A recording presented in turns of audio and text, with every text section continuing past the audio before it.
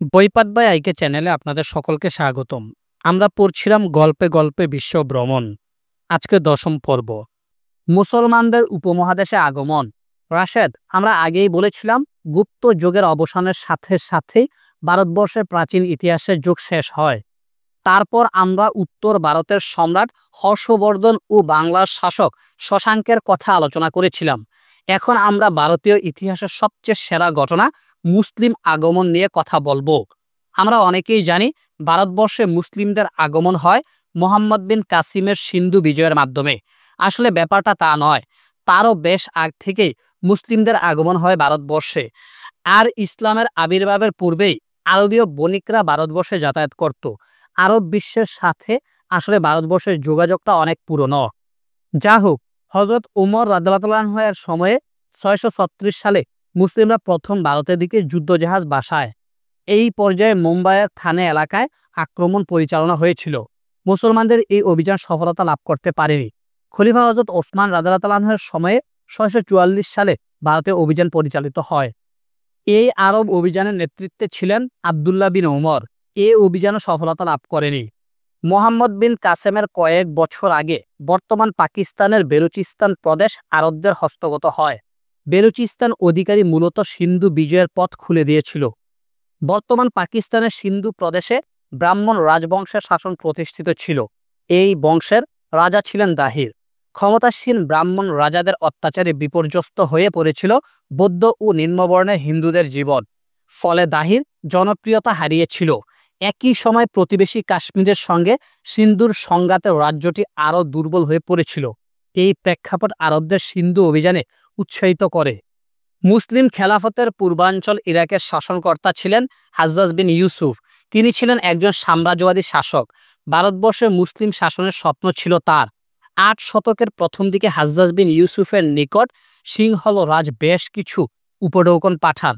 এছাড়াও সিন্ধুতে বাণিজ্যরত কতিপয় আরব বণিক মারা গেলে সিংহল রাজ একই সঙ্গে বণিকদের ধন রত্ন ও তাদের পরিবার পরিজনদের কয়েকটি জাহাজে উঠিয়ে আরবদের পথে পাঠিয়েছিলেন।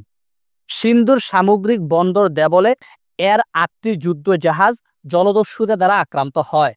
মূল্যবান দ্রব্য সামগ্রী লুণ্ঠন ছাড়াও দস্যুরা আরব পরিবারের অনেকে হত্যা করে এবং বাকিদের বন্দী করে রাখে। হাজ্জাজ বিন ইউসুফ সিন্ধু রাজা দাহিরের নিকট বন্দীদের মুক্তি এবং সমুদয় ক্ষতিপূরণের দাবি করেন। দাহির দাবি পূরণে অস্বীকার করলে হাজ্জাজ যুদ্ধের সুযোগ পেয়ে যান। 711 খ্রিস্টাব্দে হাজ্জাজ বিন ইউসুফ নিজ জামাতা প্রখ্যাত সেনাপতি মোহাম্মদ বিন কাসেমকে সিন্ধু অভিযানে পাঠান। প্রথমে তিনি দেবল বন্দর অধিকার করেন। স্থানীয়দের সহায়তায় মোহাম্মদ বিন কাসেম 712 সালে রাজা দাহিরকে পরাজিত করেন। দাহির নিহত হন। পরে তার পুত্র জয় সিংহ বাধা প্রদান করেন মুসলিমদের। তবে শেষ রক্ষা হয়নি। সিন্ধুর পর মুলতানও মুসলিমদের অধিকারে আসে। তবে দুঃখজনকভাবে সিন্ধু বিজয় ভারতীয় উপমহাদেশে স্থায়ী প্রভাব ফেলতে পারেনি। অল্প দিনের মধ্যেই মারা যান হাজ্জাজ বিন ইউসুফ। খলিফা ওয়ালিদ বিন আব্দুল মালিক মোহাম্মদ বিন কাসিমকে স্বদেশে ডেকে পাঠান এবং 715 খ্রিস্টাব্দে তাকে প্রাণদণ্ডে দণ্ডিত করেন। কাছাকাছি সময়ে খলিফাও মৃত্যুবরণ করেন। মুসলিম খেলাফতের এই সংকটের সুযোগে সিন্ধুর রাজাগণ নিজ নিজ অঞ্চল পুনরাধিকারের চেষ্টা করেন। আরবদের সিন্ধু বিজয়ের উপর মন্তব্য করতে গিয়ে ঐতিহাসিক স্ট্যানলি লেইনপুল মন্তব্য করেছেন যে an episode in the history of India and Islam, a trumpa without result. ভারতে তুর্কি মুসলিমদের অভিযান। সিন্ধু অভিযানের মাধ্যমে ভারতের অভ্যন্তরে আরবরা প্রভাব বিস্তার করতে না পারলেও পরবর্তীকালে তাদের অসমাপ্ত কাজ সমাপ্ত করে তুর্কিরা। সিন্ধু বিজয়ের প্রায় 300 বছর পর গজনির তুর্কিরা উপমহাদেশের দ্বিতীয় পর্যায়ে মুসলিম অভিযান পরিচালনা করে। মুসলিম বিশ্বের খেলাফত তখন আব্বাসীয়দের হাতে, কিন্তু তখন তারা দুর্বল হয়ে পড়ে। এই সংকটকালে ইসলামের গৌরবকে সংরক্ষণ ও প্রসারণের দায়িত্ব নিয়েছিল তুর্কি যোদ্ধারা। ধীরে ধীরে তুর্কি প্রাধান্য মিশর থেকে সমরকন্দ পর্যন্ত প্রসারিত হয়। মধ্য এশিয়ার উজবেকিস্তানের বোখারা নগরীর শাসনকর্তা ছিলেন আলত্তগিন। আফগানিস্তানের অন্তর্গত গজনিতে তিনি একটি স্বাধীন রাজ্য প্রতিষ্ঠা করেন 962 সালে। তার পুত্র আবু ইসহাককে ক্ষমতাচ্যুত করেন আলত্তগিনের জামাতা সবুক্তগিন। উপমহাদেশে প্রথম তুর্কি অভিযান পরিচালিত হয় সবুক্তগিনের নেতৃত্বে। তিনি ভারতবর্ষের অভ্যন্তরে প্রবেশ করতে সামর্থ্য না হলেও ভবিষ্যৎ আক্রমণের পথ তৈরি করেছেন। এই সবুক্তগিন হচ্ছেন 17 বার ভারত আক্রমণকারী অতি বিখ্যাত সুলতান মাহমুদের পিতা, যে সুলতান মাহমুদকে আজও ভারতবর্ষের হিন্দু সমাজ একজন লুণ্ঠনকারী হিসেবে দেখে। সুলতান মাহমুদ 957 খ্রিস্টাব্দে তার পিতা সবুক্তগিরের মৃত্যুর পর গজনির সিংহাসনে বসেন। তুর্কিরা যখন ভারত আক্রমণের প্রস্তুতি নিচ্ছিল, তখন ভারতবর্ষের ক্ষুদ রাজ্যগুলো পারস্পরিক দ্বন্দ্বে বিভক্ত ছিল। উত্তর ভারতের রাজপুতরা, বাংলার পাল সুলতানরা, দক্ষিণ ও পশ্চিম ভারতের চুল ও চালুক্য বংশের রাজার পরস্পর বিচ্ছিন্ন ছিল। তবে এ কথা ঠিক, সুলতান মাহমুদ কিন্তু ইসলাম ধর্ম প্রচার করতে ভারতবর্ষ লুণ্ঠন করেননি। ভারত আক্রমণের কারণটা ছিল প্রধানত অর্থনৈতিক। ভারতবর্ষের ধন সম্পদ লুণ্ঠন করাই ছিল তার একমাত্র উদ্দেশ্য। 1000 সাল থেকে 1027 সাল পর্যন্ত সময়কালে মোট 17 বার তিনি ভারতে অভিযান পরিচালনা করেন। তবে তার সবচেয়ে গুরুত্বপূর্ণ অভিযান ছিল সোমনাথ মন্দির অভিযান। এই মন্দিরটি বর্তমানে ভারতের গুজরাটে অবস্থিত। সুলতান মাহমুদের 16তম অভিযানে 1025 থেকে 26 সালে সোমনাথ মন্দির লুণ্ঠিত হয়। মনে রাখতে হবে, সুলতান মাহমুদ শুধু দিঘি বিজয়ী বীরই ছিলেন না, শিল্প সাহিত্যের ক্ষেত্র ছিল তার গুরুত্বপূর্ণ অবদান। তিনি ছিলেন বিদ্যা ও শিল্পের অনুরাগী। নিজে পড়াশোনা জানতেন না, কিন্তু বিদ্বান ও জ্ঞানী ব্যক্তিদের যথেষ্ট সম্মান করতেন। তার রাজসভা ছিল জ্ঞানী ও পণ্ডিতদের মিলন মেলা। গজনির রাজসভা আলোকিত করে রেখেছিলেন ফার্সি সাহিত্যের অমর কবি ফেরদৌসি, যিনি শাহনামা নামে এক অমর কাব্য রচনা করেন। অপর পণ্ডিত আল বেরুনি সুলতান মাহমুদের সঙ্গে ভারতবর্ষে এসেছিলেন। আল বেরুনি রচনা করেন ভারত তত্ত্ব। এছাড়াও দার্শনিক আল ফারাবিও ছিলেন সুলতান মাহমুদের সভাসদ। ভারতবর্ষের মাটিতে মুসলিমদের তৃতীয় পর্যায়ের অভিযান। মোহাম্মদ বিন কাসিম কিংবা সুলতান মাহমুদ তারা কেউ ভারতবর্ষে দৃঢ়ভাবে মুসলিম শাসন প্রতিষ্ঠা করতে পারেননি। ভারতবর্ষের মুসলিম শাসনের প্রকৃত প্রতিষ্ঠাতা হচ্ছেন মোহাম্মদ ঘুরি। 12 শতকে মধ্য এশিয়ার তুর্কি জাতির ভেতর থেকে একটি বংশের উত্থান ঘটে। গৌর বংশের রাজা তথা এই বংশের সদস্যরা ঘুরি নামে পরিচিত ছিল। ঘুরিরা প্রথমে গজনির অধীনে সামন্ত ছিল, পরে তারা গজনির অধিকার অস্বীকার করেন। এই বংশের তৃতীয় শাসক মইজউদ্দিন মোহাম্মদ ঘুরি 1169 সাল থেকে 1203 সাল পর্যন্ত ক্ষমতায় অধিষ্ঠিত ছিলেন। মোহাম্মদ ঘুরি পরিকল্পিত উপায়ে ভারত আক্রমণ করার সিদ্ধান্ত নেন। তার প্রাথমিক আক্রমণের নিশানায় ছিল বর্তমান পাকিস্তানের মুলতান। একে একে তিনি মুলতান, পাঞ্জাব ও গুজরাট জয় করেন। পাঞ্জাব বিজয়ের পর মোহাম্মদ ঘুরি আর কোনো মুসলিম প্রতিদ্বন্দ্বী রইল না। এ সময় ভারতের বিভিন্ন রাজপুত রাজ্য যথেষ্ট শক্তিশালী ছিল। বীরত্ব ও স্বাধীনতা প্রিয়তার খ্যাতি ছিল রাজপুতদের। 4টি শক্তিশালী হিন্দু রাজা ছিল তখন ভারতে: দিল্লি তোমারা বংশ, আজমিরের চৌহান বংশ, কনৌজের রাদর বংশ এবং গুজরাটের বাগেরা বংশ। চৌহান রাজ তৃতীয় পৃথ্বীরাজের সাথে যুদ্ধ বাঁধে মোহাম্মদ ঘুরির 1191 সালে। ইতিহাসে সেটা তরাইনের প্রথম যুদ্ধ নামে পরিচিত। এই যুদ্ধে রাজপুতদের সম্মিলিত বাহিনীর হাতে মোহাম্মদ ঘুরি পরাজিত হন। রণক্ষেত্র থেকে প্রাণ নিয়ে পালিয়ে আসতে বাধ্য হন তিনি। তবে পরের বছরই 1192 সালে তরাইনের দ্বিতীয় যুদ্ধে মোহাম্মদ ঘুরি বনাম পৃথ্বীরাজের যুদ্ধ হয়। এই যুদ্ধে মোহাম্মদ ঘুরি বিপুল বিক্রমে পৃথ্বীরাজকে পরাজিত করেন। পৃথ্বীরাজ নিহত হয়েছিলেন কিনা এ বিষয়ে মতভেদ আছে, তবে বিভিন্ন কারণে পৃথ্বীরাজ বেশি দিন জীবিত ছিলেন না, এটা নিশ্চিত। তরাইনের যুদ্ধের পরাজয় ভারতের ইতিহাসের অন্যতম গুরুত্বপূর্ণ ঘটনা। পৃথ্বীরাজের পরাজয়ের পর রাজপুত রাজা হতাশ হয়ে পড়েন। বিদেশিদের বাধা দেওয়ার মতো সামরিক ও মানসিক শক্তি তিনি হারিয়ে ফেলেন। ভারতের বৃহত্তম অঞ্চলে মুসলিম আধিপত্য প্রতিষ্ঠিত হয়। দিল্লি সালতানাত। দিল্লি সালতানাত 1206 থেকে 1526 সাল পর্যন্ত। তোমাকে প্রথমেই একটা কথা মনে করিয়ে দেই রাশেদ, সেটা হচ্ছে গ্রিক বীর আলেকজান্ডার যেরকম অল্প বয়সে মারা যাওয়ার কারণে তার কোনো উত্তরসূরি রেখে যেতে পারেননি, ঠিক তেমনি ভারতবর্ষে মুসলিম শাসনের প্রতিষ্ঠাতা মোহাম্মদ ঘুরি কোনো উত্তরাধিকার মনোনীত করে রেখে যেতে পারেননি। মোহাম্মদ ঘুরির কোনো পুত্র সন্তান ছিল না। মোহাম্মদ ঘুরি তার কৃতদাস কুতুবউদ্দিন আইবেককে তার প্রতিনিধি হিসেবে ভারতবর্ষ শাসন করার জন্য মনোনীত করেছিলেন। এই দিক বিচারে দিল্লির সিংহাসনে বসার জন্য তিনি ছিলেন উপযুক্ত প্রতিনিধি। যা হোক, 1526 সালে পানিপথের প্রথম যুদ্ধে সম্রাট বাবর দিল্লি সালতানাতের শেষ সম্রাট ইব্রাহিম লোদিকে পরাজিত করে মোগল সাম্রাজ্যের প্রতিষ্ঠা করেন।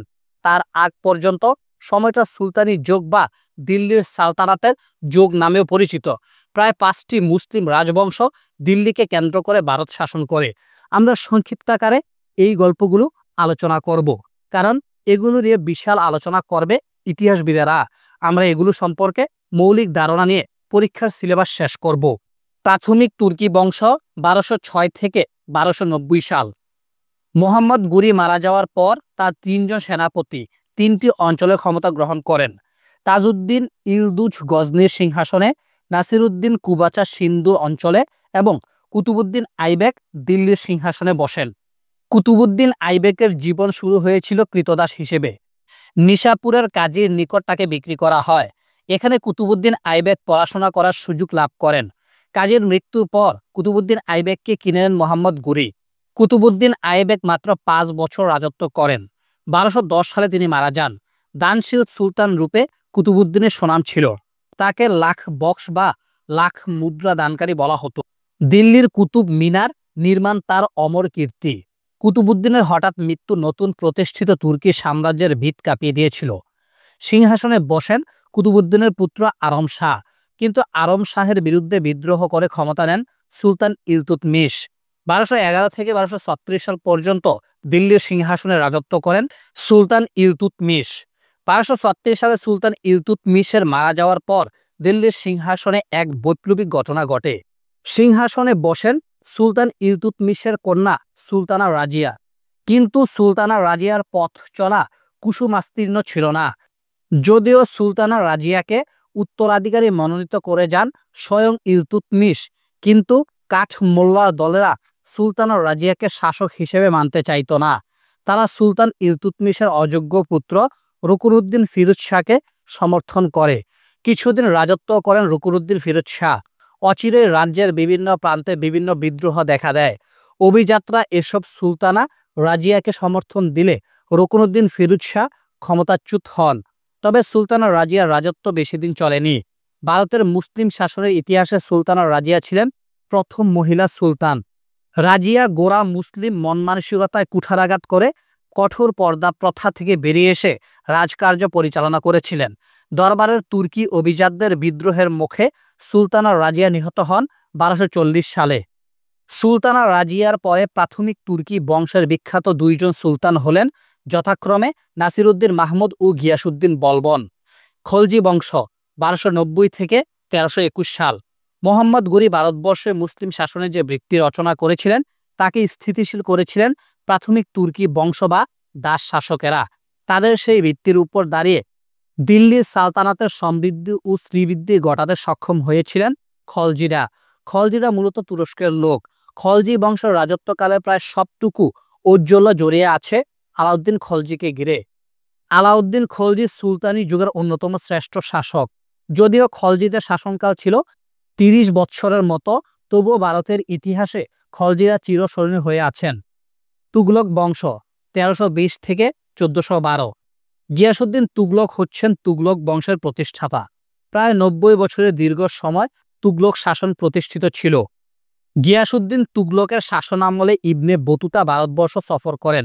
তুগলক বংশের শ্রেষ্ঠ শাসক হচ্ছেন মোহাম্মদ বিন তুগলক। যদিও অনেক ঐতিহাসিকগণ মোহাম্মদ বিন তুগলককে উন্মাদ মনে করেন। মোহাম্মদ বিন তুগলক দিল্লি থেকে রাজধানী দেবগিরিতে স্থানান্তর করেন। যদিও কয়েক বছরের মধ্যে তার রাজধানী সরানোর পরিকল্পনা ব্যর্থ বলে প্রমাণিত হয়। শক্তিশালী তুগলক বংশের শেষ দিকে রাজ্যের বিভিন্ন প্রদেশ বিদ্রোহ ঘোষণা করে, আর এসবের পরিণতিতেই তুগলক শাসনের চূড়ান্ত অবসান ঘটে। সৈয়দ বংশ 1414 থেকে 1451। সৈয়দ বংশের সুলতানগণ মোট 37 বছর শাসন করেছিলেন। এই সময়ের শাসনে তেমন গুরুত্বপূর্ণ কোনো ঘটনা ঘটেনি। উল্লেখযোগ্য শাসন ছিলেন খিজির খান। ক্ষয়িষ্ণু সৈয়দ বংশের পরে শক্তিশালী লুদি বংশের শাসকেরা দিল্লি শাসন করেন। লুদি বংশ 1451 থেকে 1526। লুদিরা ছিল জাতিতে আফগান। লুদি বংশের প্রতিষ্ঠাতা হচ্ছেন বাহলুল লুদি। তিনি 1451 সাল থেকে 1489 সাল পর্যন্ত রাজত্ব করেন। বাহলুল লুদি একজন কীর্তিমান পুরুষ ছিলেন। সালতানাতের দুর্বলতার সময়ে দিল্লির সিংহাসনে অধিষ্ঠিত হয়ে দ্রুত সালতানাতের সংহতি ফিরিয়ে এনেছিলেন এবং মর্যাদা বৃদ্ধি করেছিলেন। বাহলুল লুদির মৃত্যুর পর ক্ষমতায় বসেন সিকান্দার লুদি। তিনি 1489 সাল থেকে 1517 সাল পর্যন্ত রাজত্ব করেন। লুদি বংশের শ্রেষ্ঠ সুলতান ছিলেন সিকান্দার লুদি, একজন সামরিক ও রাজনীতি দক্ষ এবং প্রজারঞ্চক সুলতান হিসেবে মধ্যযুগের ইতিহাসে সুলতান সিকান্দার লুদির বিশেষ মর্যাদা রয়েছে। ইব্রাহিম লুদি 1517 থেকে 1526। ইব্রাহিম লুদি একজন যোগ্য শাসক ছিলেন, কিন্তু তার বিরুদ্ধে অভিজাতগণ অসন্তুষ্ট ছিলেন। লাহোরের শাসনকর্তা দৌলত খান লুদি মোগল সেনাপতি বাবরকে দিল্লি দখলে আমন্ত্রণ জানান। নিজে লোদি বংশের হয়েও ইব্রাহিম লুদির বিরুদ্ধে তিনি বাবরকে অভিযান পরিচালনা করতে বলেন। 1526 সালের 20 এপ্রিল পানিপথ নামক স্থানে ইব্রাহিম লুদির সঙ্গে বাবরের গুরুতর যুদ্ধ হয়। এই যুদ্ধে ইব্রাহিম লুদি পরাজিত ও নিহত হয়। এই পরাজয়ের মধ্য দিয়ে দিল্লির সালতানাতের চূড়ান্ত পতন ঘটে এবং মুঘল সাম্রাজ্যের ভিত্তি স্থাপিত হয়। মুঘল সাম্রাজ্যের কথা সোহান বলতে লাগলো, ভারতবর্ষের ইতিহাসে মুঘল সাম্রাজ্যের শাসনকাল বর্ণনা করা বেশ মজার বিষয় আমার কাছে। সারা পৃথিবী ঘুরে অবশেষে নিজেদের কথা বলার সুযোগ পেলাম আমরা। মনে রেখো, আজকের এই অসহিষ্ণু পৃথিবীতে আমাদের এই উপমহাদেশে যেখানে ঘৃণার চর্চা বাড়ছে, সেখানে মুঘলদের কথা বললে একটু শান্তি লাগবে আসলে। রাশেদ বলল, ভারতে নরেন্দ্র মোদীর নেতৃত্বে বিজেপি ক্ষমতায় আসার পর দেখা যাচ্ছে আওরঙ্গজেবের নামে রাস্তা পাল্টিয়ে দেওয়া হয়েছে রাজধানী দিল্লিতে। মুঘলদের নাম মুছে দেওয়া চক্রান্ত করছে। এ ব্যাপারে তোমার মতামত কি? প্রথম কথা হচ্ছে, ইতিহাস তার আপন গতিতে চলে। আজ হোক কাল হোক, ইতিহাস সবকিছু উদ্ঘাটন করবেই। বিজেপি ইচ্ছে করলে কি মুঘলদের ইতিহাস মুছে দিতে পারবে? মুঘলদের আমলে ভারতবর্ষ ছিল বিশ্বের সবচেয়ে সম্পদশালী দেশ। পৃথিবীর মোট জিডিপির 43 ভাগের যোগানদাতা ছিল ভারত। ভালো মন্দ মিলিয়েই মানুষের জীবন ও দেশের ইতিহাস। মুঘলদের কিছু দোষ থাকতেই পারে, কিন্তু ভারতবর্ষের জন্য মুঘলদের অবদানের কথা বলে শেষ করা যাবে না। তারা ভিনদেশী হওয়া সত্ত্বেও এই ভারতবর্ষের মাটি ও মানুষকে তারা আপন করে নিয়েছিল। চলো এবার ধীরে ধীরে তাদের কাহিনী শুনি। মুঘল সাম্রাজ্যের প্রতিষ্ঠা।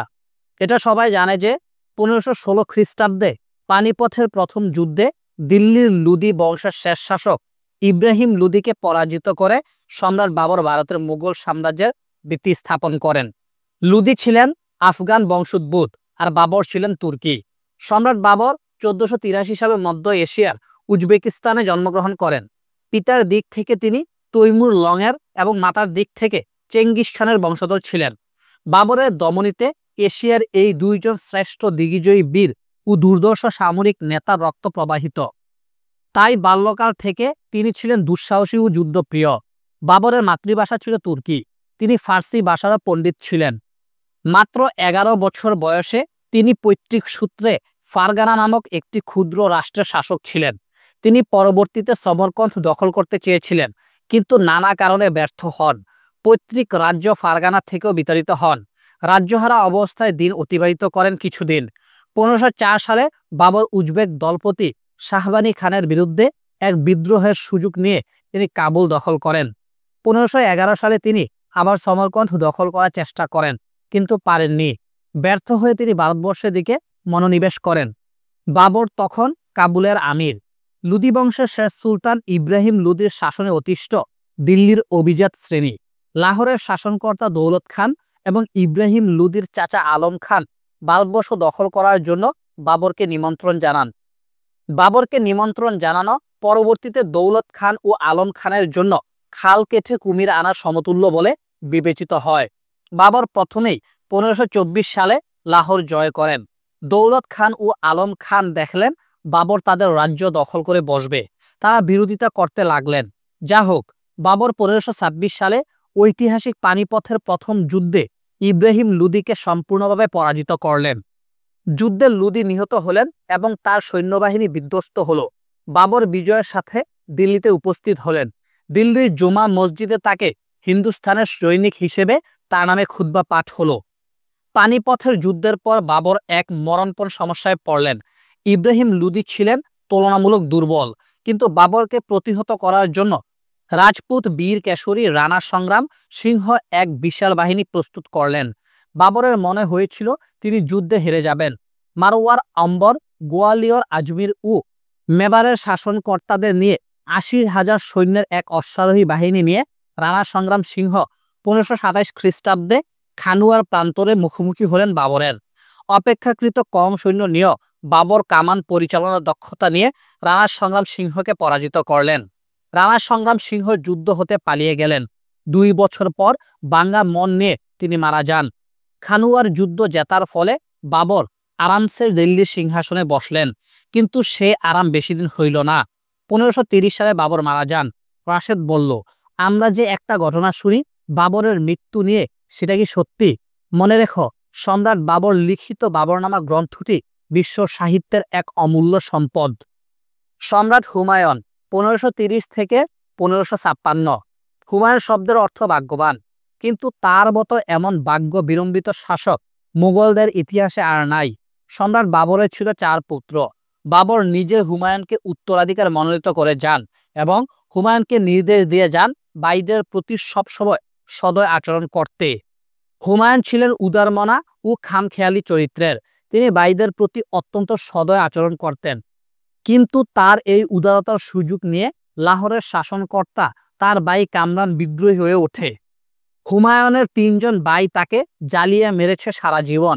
বহু বছর পরে হুমায়ুন তার ভাইদেরকে শায়েস্তা করেন, কিন্তু ততদিনে হুমায়ুনের জীবনে বিভীষিকা নিয়ে হাজির হয় শেরশাহ।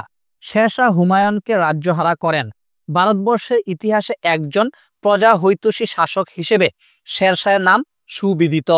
সেই কাহিনী চলো এবার শোনা যাক। রাশেদ বলল, লেখক হুমায়ুন আহমেদ সম্রাট হুমায়ুনকে নিয়ে একটা বই লিখেছেন, বাদশাহ নামদার। সেখানে আমি সম্রাট হুমায়ুন সম্পর্কে অনেক কিছু জানতে পেরেছি। সোহান বলল, ঠিক কথা, এই বইটি অনেক ভালো, আমিও পড়েছি। শেরশাহের ইতিকথা। হুমায়ুনের পিতা সম্রাট বাবর মূলত মুঘল সাম্রাজ্য কায়েম করেছিলেন আফগানদের আধিপত্য খর্ব করে, কিন্তু আফগান বীর শেরশাহ আবার মুঘল সাম্রাজ্য তছনছ করে দিয়েছিলেন। যদিও সেটা স্বল্পকালের জন্য ছিল, তবু সম্রাট হুমায়ুনের জীবনে নেমে এসেছিল আমানিশার কালো অন্ধকার। শেরশাহের আদি নাম ছিল ফরিদ। পাঞ্জাবের বাজওয়ারা পরগনায় 1872 সালে ফরিদের জন্ম হয়। ফরিদের বাল্যজীবন সুখের ছিল না। পিতৃস্নেহ থেকে বঞ্চিত ফরিদ জৈনপুরে চলে যান। শিক্ষা দীক্ষা লাভ করার পর ফরিদকে তার পিতা নিজ গৃহে ডেকে আনেন। পিতা তার ভুল বুঝতে পারেন, ফরিদকে বিহারের শাসনকর্তা নিয়োগ দেন। পিতা হাসানের মৃত্যু হলে বিহারের জায়গিরদার হন ফরিদ। তার উপাধি হয় শেরশাহ। শেরশাহের উত্তরোত্তর উন্নতি দেখে হিংসায় জ্বলে যান অন্যান্য শাসকবৃন্দ। 1534 সালে শেরশাহ বাংলা ও বিহারের সুলতানদের সম্মিলিত বাহিনীকে পরাস্ত করেন। বিশাল এক এলাকার মালিক হন শেরশাহ। চৌসার যুদ্ধ 1539। বিহার ও জৈনপুরে শেরশাহের সংবাদ পেয়ে হুমায়ুন আগ্রা অভিমুখে রওনা হলেন। এই যুদ্ধে শেরশাহের হাতে শোচনীয় পরাজয় ঘটে হুমায়ুনের। উপায় না দেখে হুমায়ুন গঙ্গা নদীতে ঝাঁপ দেন। সৌভাগ্যবশত এক বিস্তিওয়ালা হুমায়ুনকে গঙ্গা নদী পার হতে সাহায্য করেন।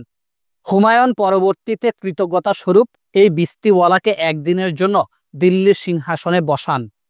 কৌনজের যুদ্ধ 1540। 1540 সালে হুমায়ুনের সাথে শেরশাহের আবার সংঘর্ষ হয়। এবারও হুমায়ুন শেরশাহের হাতে শোচনীয়ভাবে পরাজিত হলেন। কোনো প্রকার প্রাণ নিয়ে যুদ্ধক্ষেত্র হতে পলায়ন করেন। মোগল সাম্রাজ্যের এই চরম দুর্দিনে হুমায়ুন তার ভাইদের কাছ থেকে বিন্দুমাত্র সহায়তা পাননি। উল্টো তারা সম্রাট হুমায়ুনের এই মহাবিপদ উপভোগ করছিলেন। রাজ্যহারা হুমায়ুন একটু আশ্রয়ের সন্ধানে জায়গায় জায়গায় ঘুরতে লাগলেন। অমরকোটের রানাপ্রসাদ তাকে সিন্ধু প্রদেশের বক্কার ও ঠাট্টা অধিকার করতে প্রতিশ্রুতি দেন। এই অমরকোট অবস্থানকালে 1542 সালে সম্রাট আকবরের জন্ম হয়। হুমায়ুন তার শিশুপুত্র আকবরকে কান্দাহারে রেখে তিনি সাহায্যের আশায় পারস্যের সাফাবি বংশের শাসনকর্তা শাহ তামাশপের সাথে সাক্ষাতের জন্য পারস্য রওনা হলেন। এদিকে শেরশাহ দাপটের সাথে ভারতবর্ষ শাসন করতে লাগলেন। ভারতবর্ষের শাসনতান্ত্রিক ইতিহাসে শেরশাহের অবদান অনস্বীকার্য। তিনি রাজস্ব ব্যবস্থা সংস্কার করেন। শাসন কার্যের সুবিধার জন্য তিনি রাজ্যকে 47টি পরগনায় বিভক্ত করেন। উপমহাদেশে ঘোড়ার ডাক ও পুলিশিং ব্যবস্থার প্রবর্তন করেন। বিখ্যাত গ্র্যান্ড ট্রাঙ্ক রোড স্থাপন করেন শেরশাহ। শেরশাহ ছিলেন একজন প্রকৃত সুশাসক। সম্রাট আকবর পরবর্তীকালে রাজ্যে যে শৃঙ্খলা আনয়ন করেন তার ভিত্তি ছিল শেরশাহের সংস্কার কাজ। 1545 সালে শেরশাহের মৃত্যু ঘটে। যোগ্য উত্তরসূরি না থাকায় শেরশাহের উত্তরসূরিরা কলহে লিপ্ত হয়। এদিকে সম্রাট হুমায়ুন পারস্য থেকে সম্রাট শাহ তামাশপের সহায়তায় রাজ্য পুনরুদ্ধারে অগ্রসর হতে লাগলেন। হুমায়ুনের রাজ্য পুনরুদ্ধার। পারস্যের শাহের নিকট থেকে 14,000 সৈন্য নিয়ে সম্রাট হুমায়ুন 1545 সালে নিজ ভাই কামরানের রাজ্য আক্রমণ করেন এবং কাবুল ও কান্দাহার অধিকার করেন। নিজ ভাইদের সাথে অনেকগুলি যুদ্ধ করে অবশেষে হুমায়ুন কৃতকার্য হন। কামরানকে বন্দী করে হুমায়ুনের কাছে আনা হয় এবং তাকে অন্ধ করে মক্কায় পাঠিয়ে দেওয়া হয়। আরেক ভাই হিন্দল নিহত হন এবং আসকারিকে মক্কায় পাঠানো হয়। 1555 সালে বিজয়ী হুমায়ুন দিল্লি ও আগ্রা অধিকার করেন। 15 বছরের দুঃখ দুর্দশা কাটল অবশেষে হুমায়ুনের। তবে বেশি দিন সুখ করে যেতে পারেননি হুমায়ুন। 1556 সালে দিল্লিতে লাইব্রেরির সিঁড়ি থেকে পড়ে গিয়ে মৃত্যু হয় হুমায়ুনের। সম্রাট আকবর 1556 থেকে 1605। আফগান সুরি নেতা শের শাহের হাতে সম্পূর্ণভাবে পরাজিত হতসর্বস্ব ও হতভাগ্য সম্রাট হুমায়ুন যখন তার নিজ ভাইদের কর্তৃক প্রত্যাখ্যাত হয়ে একটু আশ্রয়ের সন্ধানে স্থান হতে স্থানান্তরে ঘুরে বেড়াতে লাগলেন, তখনই 1542 সালে অমরকোটের রানা প্রাসাদের রাজ্যে আকবরের জন্ম হয়। কে জানত রাজ্যহারা, গৃহহারা, সর্বহারা পলাতক পিতার চরম দুর্দিনে জন্মগ্রহণকারী এই অসহায় শিশু একদিন ভারতের ইতিহাসে অমর হয়ে থাকবেন, হিন্দু মুসলিমের অন্তরে চিরস্মরণীয় হয়ে থাকবেন। পিতার আকস্মিক মৃত্যুর খবর শুনে শোকে মুষড়ে পড়েন বালক আকবর। সাম্রাজ্যের শান্তি শৃঙ্খলা বিঘ্নিত হতে পারে এই আশঙ্কায় হুমায়ুনের মৃত্যুর খবর জনগণকে জানানো হয়নি। সে যাই হোক, হুমায়ুনের মৃত্যুর পরপরই সাম্রাজ্যের শাসন ক্ষমতা তুলে নেন হুমায়ুনের ঘনিষ্ঠ সহচর বৈরাম খান। এখানে একটা কথা বলতেই হবে, সম্রাট হুমায়ুন আকবরকে বিদ্যা শিক্ষা দেওয়ার অনেক চেষ্টা করেন, কিন্তু কিছুতেই কিছু হয়নি। আকবর থেকে যান মুঘল সম্রাটের মধ্যে একমাত্র নিরক্ষর। হুমায়ুনের মৃত্যুর পর দিল্লির সালতানাত আবারও অনিশ্চয়তায় পড়ল। শের শাহের দুই বংশধর সিকান্দার শাহ ও আদিল শাহ তখনও যথাক্রমে পাঞ্জাব ও বিহারে সক্রিয়। আদিল শাহের সেনাপতি হিমু পুরো মোগল সাম্রাজ্য গ্রাস করতে চাইলেন। 1556 সালে ঐতিহাসিক পানিপথ প্রান্তরে মুখোমুখি দুর্ধর্ষ হিমু ও মুঘল সাম্রাজ্যের অভিভাবক বৈরাম খান। যুদ্ধের শুরু থেকেই হিমুর নেতৃত্বে সারাশি আক্রমণের মুখে মুঘল বাহিনীর দিশেহারা অবস্থা। নিজের প্রিয় হাতির পিঠে চড়ে অসম সাহসের সাথে সামনে থেকে নেতৃত্ব দিলেন হিমু। যুদ্ধ চলতে লাগলো রীতিমতো একতরফা। মুঘলদের রক্তে রঞ্জিত হয়ে উঠল পানিপথের প্রান্তর। তাদের পরাজয়কে যখন অবশ্যম্ভাবী মনে হচ্ছিল, তখনই ঘটল এক দুর্ঘটনা। একটি তীর এসে বিদ্ধ হলো হিমুর চোখে। মাথা এফোর ওফর করে তীরের ফলা বেরিয়ে এলো পিছনের দিক থেকে। মনোবল হারিয়ে রণে বঙ্গ দিয়ে পালাতে লাগলো হিমুর বাহিনী। হিমু যে হাতিতে ছিলেন সেটির মাহুত চেষ্টা করল পালিয়ে গিয়ে হিমুকে বাঁচাতে, কিন্তু মুঘলদের হাতে ধরা পড়ল সে। আকবর এতক্ষণ 300 ঘোড়সওয়ার কর্তৃক বেষ্টিত হয়ে নিরাপদ অবস্থানে থেকে যুদ্ধের গতি প্রকৃতি লক্ষ্য করছিলেন। যুদ্ধের মোড় ঘুরে যাওয়ার পর তিনি এসে প্রবেশ করলেন যুদ্ধক্ষেত্রে। মৃতপ্রায় হিমুকে আনা হলো তার সামনে। বৈরাম খান আকবরকে বললেন হিমুর মুন্ডচ্ছেদ করতে, কিন্তু আকবর প্রত্যাখ্যান করলেন। তিনি বললেন, বলতে গেলে মৃত একজন মানুষ, সে, তাকে আঘাত করা আমার পক্ষে সম্ভব নয়। ওর যদি চেতনা ও শক্তি থাকতো তাহলে নিশ্চয়ই তাকে আমি আঘাত করতাম। অগত্য বৈরাম খান নিজেই হিমুকে হত্যা করে তার মস্তক বিচ্ছিন্ন করলেন। হিমুর ছিন্ন মস্তক পাঠানো হলো দিল্লিতে জনসমক্ষে প্রদর্শনের জন্য। ভারতবর্ষে মুঘল শাসন নিয়ে আর বিন্দুমাত্র আশঙ্কা ছিল না। ক্ষমতার মঞ্চ থেকে বৈরাম খানের বিদায়। 1558 সালের অক্টোবরে সিংহাসনে আরোহণের 2.5 বছর পর আগ্রায় এলেন আকবর। বলতে গেলে তখন থেকে মুঘল সম্রাট হিসেবে সত্যিকার অর্থে আকবরের শাসন শুরু হলো। তবে দিন যতই যায় আকবরের সাথে তার পিতৃবন্ধু বৈরাম খানের বিরোধ দেখা দেয়। শৈশব থেকে বৈরাম খানের সাথে তার সম্পর্ক ছিল অত্যন্ত ঘনিষ্ঠ। তবে ধারণা করা হয় মুঘল অন্দর মহলের মহিলারা ক্রমাগত বৈরাম খানের বিরুদ্ধে আকবরের মনকে বিষিয়ে তুলছিলেন। আকবর সাম্রাজ্যের বিভিন্ন স্থানে অবস্থানরত সকল আমির ওমরাদের জানিয়ে দিলেন তারা যেন বৈরাম খানের সাথে কোনো সম্পর্ক না রাখে। কিন্তু বৈরাম খান যখন আকবরের এসব কীর্তিকলাপ শুনলেন, তিনি এগুলোকে গুজব বলে উড়িয়ে দিলেন। তবে তার প্রতিক্রিয়া হলো মর্যাদাপূর্ণ।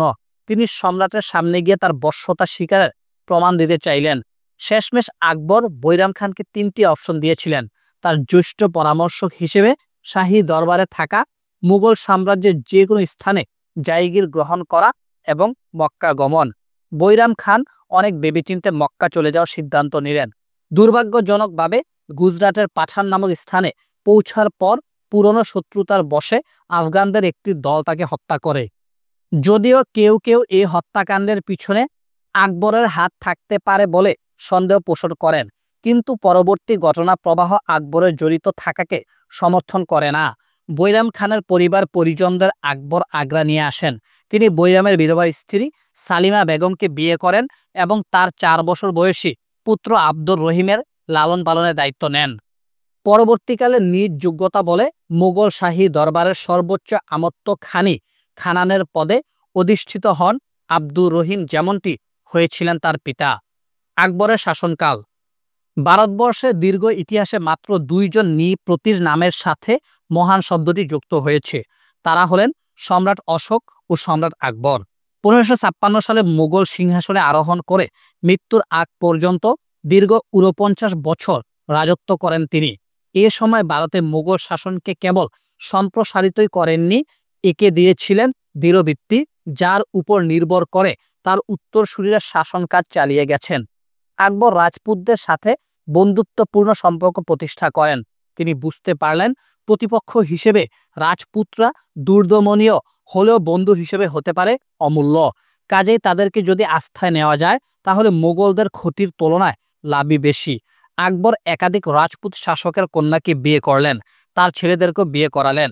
এতে মুঘলদের যেমন সুবিধা হলো, রাজপুতদেরও তাই, কারণ এর মাধ্যমে তারা মুঘল বংশের সাথে আত্মীয়তার সম্পর্ক পাতাতে সক্ষম হলেন। দীর্ঘ প্রায় অর্ধ শতাব্দীর রাজত্বকালে একটি যুদ্ধ পরাজিত হননি তিনি। আকবরের শাসনকালে একে একে হাতে আসে গুজরাট, বাংলা, মেবার, কাশ্মীর, বেলুচিস্তান, সন্ধি, উড়িষ্যা ও কান্দাহার। দক্ষিণ ভারতের বিজাপুর, গোলকুন্ডাও আকবরের দখলে আসে। বিশাল এক সাম্রাজ্যের মালিক হন আকবর। পুত্র সেলিমের বিদ্রোহ। আকবরের জীবনের শেষ ভাগে তার জন্য সবচেয়ে বড় দুশ্চিন্তার কারণ হয়ে দাঁড়ায় তার জ্যেষ্ঠ পুত্র সেলিম। সম্রাট সেলিমকে খুবই স্নেহ করতেন, কিন্তু ক্ষমতার মসনদে বসার জন্য দীর্ঘ অপেক্ষা সেলিমের মনে অস্থিরতা সৃষ্টি করে। পিতার সুস্বাস্থ্য ও দীর্ঘায়ু এবং তার বিপরীতে নিজের দুর্বল স্বাস্থ্য সেলিমের মনে এই ধারণা সৃষ্টি করে যে তিনি হয়তো পিতার আগে মৃত্যুবরণ করবেন। অবাধ্য পুত্রকে বাগে আনার জন্য আকবর তার প্রিয় পুত্র আবুল ফজলকে দক্ষিণাত্য থেকে আগ্রায় ডেকে পাঠান। সেলিম বরাবরই আবুল ফজলকে অপছন্দ করতেন। তিনি বীর সিং নামে এক গোত্রাধিপতি দিয়ে আবুল ফজলকে হত্যা করেন। এই ঘটনায় সম্রাট ভীষণভাবে মর্মাহত হন, কিন্তু তারপরও সেলিমের বিরুদ্ধে কোনো শাস্তিমূলক ব্যবস্থা গ্রহণ থেকে বিরত থাকেন। অবস্থার দৃষ্টে মনে হচ্ছিল সম্রাট নিজেকে ভাগ্যের হাতে সমর্পণ করেছেন। এ অবস্থায় পিতা পুত্রের মিলন ঘটানোর দায়িত্ব নেন আকবরের প্রিয় স্ত্রী সেলিমা বেগম। তিনি নিজে এলাহাবাদে গিয়ে সেলিমকে নিয়ে আসেন।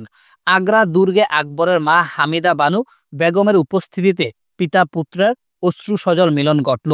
আকবর নিজের মাথার পাগড়ি খুলে সেলিমের মাথায় পরিয়ে দিলেন। এভাবেই বহু বছর ধরে চলা যুবরাজ সেলিমের বিদ্রোহের অবসান হলো। 1605 সালের 25 অক্টোবর আকবর আগ্রা থেকে 8 কিলোমিটার দূরে সেকেন্দায় তার নিজের তৈরি সমাধিস্থলে সমাহিত করা হলো তাকে। আকবরের জন্মের পর পিতা হুমায়ুন মৃণাগের একটি টুকরো উপস্থিত সহচরদের মধ্যে ভাগ করে দিয়ে বলেছিলেন, এর সুঘ্রাণ যেমন চারদিকে ছড়িয়ে পড়ছে, আমার নবজাত সন্তানের সূক্ষ্মতিও তেমনি দিকে দিকে ছড়িয়ে পড়ুক। আকবরের জীবনে পিতার আশীর্বাদ সত্য হয়েছিল, ইতিহাস সাক্ষী। সম্রাট জাহাঙ্গীর 1605 থেকে 1627 রোমান্টিক আর আবেগী এক সম্রাট। আকবরের একদা বিদ্রোহী পুত্র সেলিম আকবরের মৃত্যুর 8 দিন পর 1605 সালের 3 অক্টোবর 36 বছর বয়সে মোগল সিংহাসনে আরোহণ করেন। নুরুদ্দিন মোহাম্মদ জাহাঙ্গীর উপাধি নেন সম্রাট সেলিম। সম্রাট জাহাঙ্গীরের জন্ম 1569 সালের 30 আগস্ট দুপুরবেলা ফতেপুর সিক্রিতে সুফি সাধক শেখ সেলিম চিশতির মাজারে। আকবর সেলিমকে অসম্ভব স্নেহ করতেন, আদর করে ডাকতেন শেখু বাবা। সিংহাসনে আরোহণের পরই সম্রাট জাহাঙ্গীরের বিরুদ্ধে বিদ্রোহ করেন তার জ্যেষ্ঠ পুত্র খসরু। দিল্লি পেরিয়ে খসরু রওনা দিলেন লাহোরের দিকে। লাহোর অতিক্রম করার সময় শিখ ধর্মগুরু অর্জুন সিংয়ের সাহায্য চাইলেন খসরু। দিল্লি পেরিয়ে খসরু রওনা দিলেন লাহোরের দিকে। লাহোর অতিক্রম করার সময় শিখ ধর্মগুরু অর্জুন সিংহের সাহায্য চাইলেন খসরু। প্রথমে অস্বীকৃতি জানালো, শেষে খসরুকে 5,000 রুপি দিয়ে সাহায্য করলেন অর্জুন সিং। এই খবর সম্রাট জানতে পেয়ে অপরাধের কৈফিয়ত চেয়ে প্রচুর টাকা জরিমানা আদেশ দিলেন। অর্জুন নিজের অপরাধ স্বীকার না করে ঔদ্ধত্য প্রকাশ করিলেন। অর্জুন অর্থদণ্ড দিতে অসম্মত হলে সম্রাট তাকে মৃত্যুদণ্ডে দণ্ডিত করার হুকুম দেন। যদিও রাজনৈতিক কারণে অর্জুনের হত্যাকাণ্ড হয়েছিল, তবু এটা ছিল একটা নৃশংস ও অমানবিক কাজ। এই নির্মম হত্যাকাণ্ডের পর শান্তিপ্রিয় শিখ জাতি জাহাঙ্গীরের বিরোধিতা শুরু করে এবং মুঘল সাম্রাজ্যের চিরশত্রুতে পরিণত হয়। খসরুর পক্ষে বেশ কয়েকজন অনুচর জুটল। সম্রাট জাহাঙ্গীর খসরুর বিদ্রোহ দমন করতে সমর্থ হন। খসরুর অনুচরদের অমানসিক শাস্তি দিয়ে হত্যা করা হয়। খসরুকে অন্ধ করে কারাগারে নিক্ষেপ করা হয়। পরবর্তীতে খসরুকে ভবিষ্যৎ সম্রাট শাহজাহান ষড়যন্ত্র করে হত্যা করে বলে কথিত আছে। নূরজাহানের আবির্ভাব। জাহাঙ্গীরের জীবনে নূরজাহানের আগমন ঘটে তখন তার বয়স 34 আর সম্রাটের বয়স 42। তার প্রকৃত নাম মেহেরুন্নিসা। তার পিতা গিয়াস বেগ সম্রাট আকবরের শাসনকালে পারস্য থেকে বাজ্ঞান্বেষণে ভারতে চলে আসেন। সুশিক্ষিত এবং কর্মঠ গিয়াস বেগের কর্মসংস্থান হতে বেশি দেরি হয়নি। কর্মনিষ্ঠার পরিচয় দিয়ে দ্রুতই শাহী দরবারে গুরুত্বপূর্ণ পদে আসীন হন। কর্মঠ হলেও দুর্নীতিবাজ হিসেবে বদনাম ছিল গিয়াস বেগের, যদিও এজন্য বড় ধরনের কোনো ঝামেলায় পড়তে হয়নি তাকে। বরং জাহাঙ্গীরের আমলে রাজস্ব মন্ত্রীর দায়িত্ব দেওয়া হয় তাকে। সেই সঙ্গে তার উপাধি হয় ইতিমাদ উদ্দৌলা, যার অর্থ সরকারের স্তম্ভ। পরবর্তীকালে সাম্রাজ্যের সর্বোচ্চ উজিরের পদে নিয়োগ পান তিনি। তার অনিন্দ সুন্দরী কন্যা মেহেরুন্নিসার 17 বছর বয়সে বিয়ে হয় আলীকুলি বেগ ইস্তাজিলু নামে এক দুঃসাহসী সেনা কর্মকর্তার সাথে। খালি হাতে একটি বাঘকে হত্যা করার কারণে সম্রাট জাহাঙ্গীর যার নাম দিয়েছিলেন শের আফগান। যাই হোক, 1607 সালে বাংলায় কর্মরত থাকার সময় স্থানীয় আফগান বিদ্রোহীদের যোগ সাজসে বাংলার গভর্নর কুতুবউদ্দিন খানকে হত্যা করার পর খানের দেহরক্ষীদের হাতে নিহত হন আলীকুলি বেগ। স্বামীর মৃত্যুর পর আগ্রায় প্রত্যাবর্তন করেন মেহেরুন্নিসা। তার উপর দায়িত্ব পড়ে জাহাঙ্গীরের সৎমা রুকাইয়া বেগমের দেখাশোনার দায়িত্ব। সেখানেই 1611 সালে নববর্ষের এক অনুষ্ঠানে সম্রাটের সাথে দেখা হয় তার। প্রথম দেখাতেই মেহেরুন্নিসার প্রেমে পড়েন জাহাঙ্গীর। প্রথমে কিছুদিন সম্রাটের খাস হারেমে জায়গা হলেও অচিরেই তাকে স্ত্রীর মর্যাদা দেন জাহাঙ্গীর। মেহেরুন্নিসার নতুন নাম হয় নূরজাহান, বিশ্বের আলো। সম্রাটের অনন্য 20 জন স্ত্রীর মধ্যে মেহেরুন্নিসা তথা নূরজাহানই ছিলেন সর্বশেষ। বিয়ের অল্প দিনের মধ্যেই সম্রাটের অন্যতম আস্থাভাজনে পরিণত হন নূরজাহান। এর পেছনে তার প্রজ্ঞা ও প্রখর ব্যক্তিত্বই ছিল প্রধান নিয়ামক। এছাড়াও বহুগুণে গুণান্বিত ছিলেন নূরজাহান। যেমন তিনি অসাধারণ ছবি আঁকতেন, কার্পেটের নতুন নতুন প্যাটার্ন তৈরি করতেন। এছাড়াও গৃহসজ্জারও নতুন একটি পদ্ধতি উদ্ভাবন করেছিলেন। এখানেই শেষ নয়, আপাত দৃষ্টিতে সাদাসিধে কিন্তু অভিজাত পোশাকের যে নকশা তিনি করেছিলেন সেটি 100-রও বেশি বছর ধরে অভিজাত ফ্যাশন হিসেবে টিকে ছিল। তার তৈরি করা রেসিপিও মোগলাই খাবারের আদর্শ নমুনা হিসেবে স্বীকৃতি পেয়েছিল। নিজের পিতার জন্য তিনি মার্বেলের যে স্মৃতিসৌধ তৈরি করেছিলেন, স্থাপত্যগত উৎকর্ষ হিসেবে সেটি তাজমহলের পথপ্রদর্শক হিসেবে খ্যাতি অর্জন করে। এমনকি ফার্সি সাহিত্যের সমজদার এবং কবি হিসেবেও নূরজাহানের আলাদা খ্যাতি ছিল। সব মিলিয়ে সম্রাট দ্রুতই নূরজাহানের এমন ভক্ত হয়ে পড়েন যে অন্য সবার চেয়ে তার কথাকেই বেশি গুরুত্ব দিতেন। নূরজাহানের সান্নিধ্যে সম্রাট সবচেয়ে বেশি নির্ভর বোধ করতেন। দুজনে দুজনার এ কথাটি যেন সম্রাট জাহাঙ্গীর ও নূরজাহানের জন্যই তৈরি হয়েছিল। মোট 22 বছর শাসন করে 1627 সালের 7 নভেম্বর ভোরে শেষ নিঃশ্বাস ত্যাগ করলেন জাহাঙ্গীর। সম্রাটের মৃত্যুর সাথে সাথে নূরজাহানের প্রভাবেরও অবসান ঘটল। জাহাঙ্গীরের মৃত্যুর পর তিনি আরও 21 বছর বেঁচে ছিলেন। জাহাঙ্গীরের পাশেই তাকে সমাহিত করা হয়। সম্রাট শাহজাহান 1627 থেকে 1658 তাজমহলের স্রষ্টা। 1592 সালের 15ই জানুয়ারি রাতে লাহোরে জন্ম হয় শাহজাহানের। সম্রাট জাহাঙ্গীরের রাজপুত পত্নী জগৎ গোসাইয়ের গর্ভে। জন্মের চতুর্থ দিনে পিতামহ আকবর নাতির নাম রাখলেন খুররম, যার অর্থ আনন্দময়। বড় ভাই খসরুর বিদ্রোহের মাধ্যমেই খুররমের উত্থান শুরু হয় এবং অচিরেই তিনি পিতার সবচেয়ে পছন্দের সন্তানে পরিণত হন। 1607 সালে 17 বছর বয়সে নূরজাহানের ভাই আসফ খানের কন্যা আরজুমান্দ বানু বেগম, পরবর্তীকালে মমতাজ মহল, এর সাথে বাগদান হয় খুররমের। 1617 সালে দক্ষিণাত্যের সফল অভিযান পরিচালনার জন্য পুরস্কার স্বরূপ খুররমকে শাহজাহান উপাধি প্রদান করেন জাহাঙ্গীর এবং দরবারে নিজের পাশে বসার অধিকার দেন, যেটি ছিল বিশাল এক সম্মান। পরবর্তীতে শাহজাহান পিতার বিরুদ্ধে বিদ্রোহ ঘোষণা করেন। পিতার মৃত্যুর সময় তিনি সুদূর দক্ষিণাত্যে অবস্থান করছিলেন। তড়িঘড়ি করে দিল্লি ফিরে এসে তিনি উত্তরাধিকারীদের মধ্যে যুদ্ধে তিনি বিজয়ী হয়ে সম্রাট হন। মোগলদের শ্রেষ্ঠতম স্থাপত্য কীর্তি নিঃসন্দেহে তাজমহল, যার স্থাপত্য শৈলী এবং জ্যামিতিক উৎকর্ষ যুগে যুগে সৌন্দর্য পিপাসুদের হৃদয় হরণ করে চলেছে।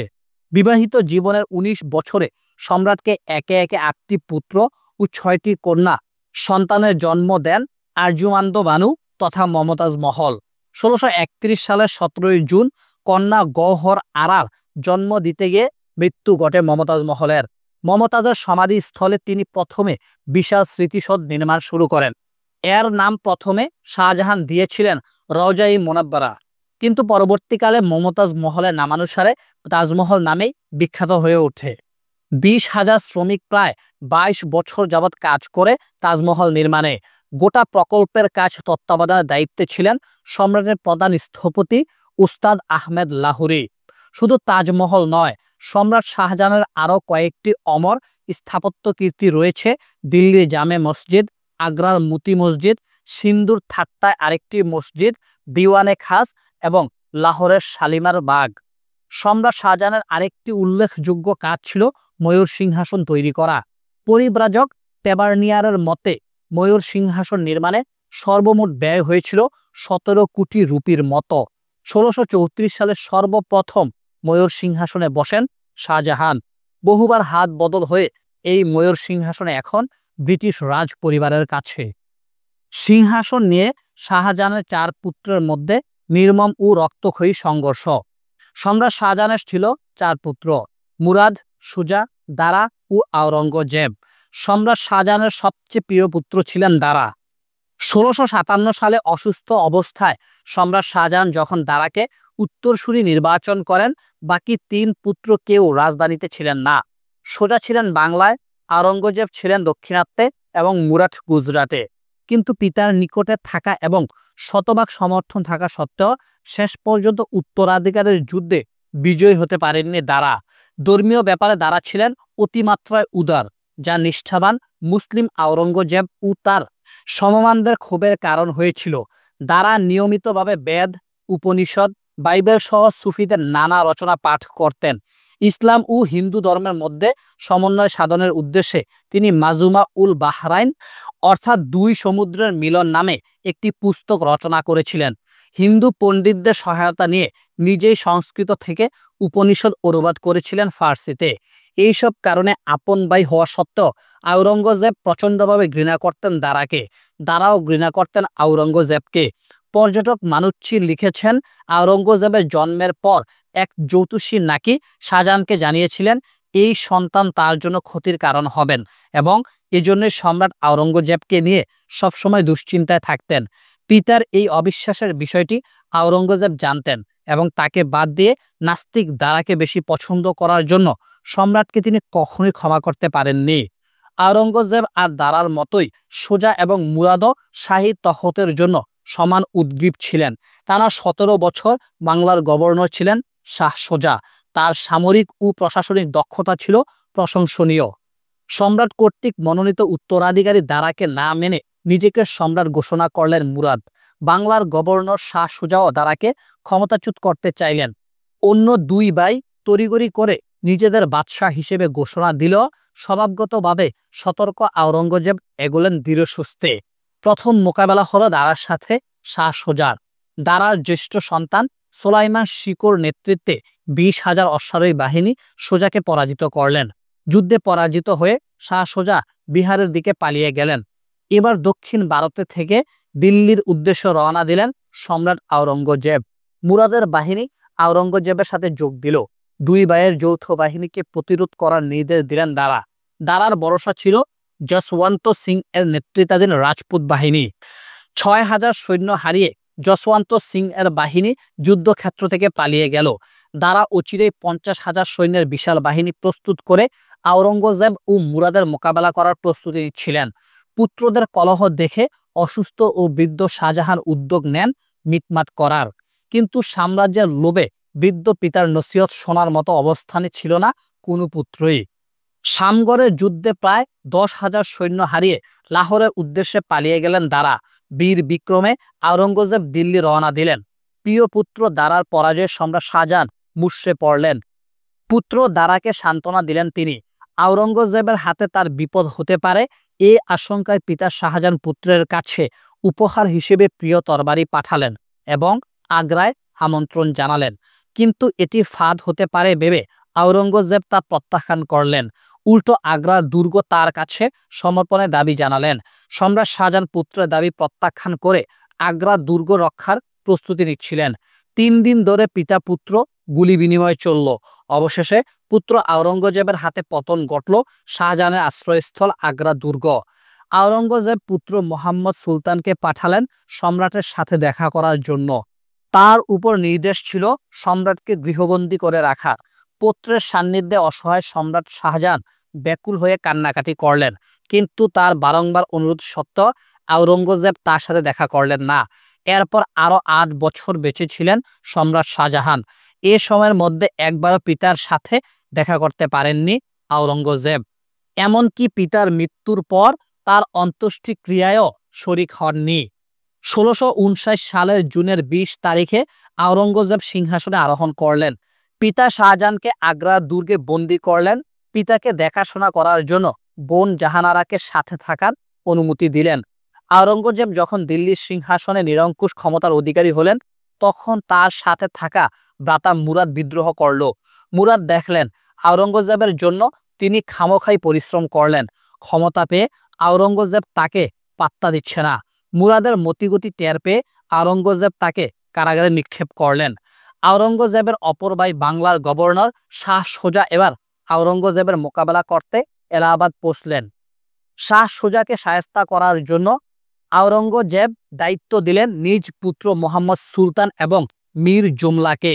মীর জুমলা শাহ সুজার বাহিনীকে কচুকাটা করে চরম শিক্ষা দিলেন। শাহ সুজা এক জায়গা থেকে আরেক জায়গায় ঘুরতে লাগলেন। আরাকানে মগ রাজার কাছে আশ্রয় নিয়েছিলেন শাহ সোজা। তবে পরবর্তীতে শাহ সোজার আর কোনো খবর পাওয়া যায়নি। ধারণা করা হয় মগ রাজার বিরুদ্ধে চক্রান্ত করার কারণে তাকে জঙ্গলে নির্বাসন দেওয়া হয়। হয়তো মগ দস্যুদের হাতে সপরিবারে নিহত হন কোনো এক কালে। শাহ সোজা ও মুরাদকে শায়েস্তা করার পর দারা তখনও আওরঙ্গজেবের জন্য হুমকি ছিল। দারা লাহোর থেকে পালিয়ে গেলেন গুজরাট। আবার 22,000 সৈন্যের বাহিনী প্রস্তুত করলেন দারা। আজমিরের কাছাকাছি দেওরাই নামক স্থানে গাঁটি গাড়লেন দারা। এবার দারাকে চিরতরে শায়েস্তা করার জন্য স্বয়ং আওরঙ্গজেব দেওরাতে উপস্থিত হলেন। যুদ্ধ চলল 3 দিন ধরে। তারপর পরাজয় নিশ্চিত জেনে দারা পুনরায় পশ্চাদপসরণ করলেন।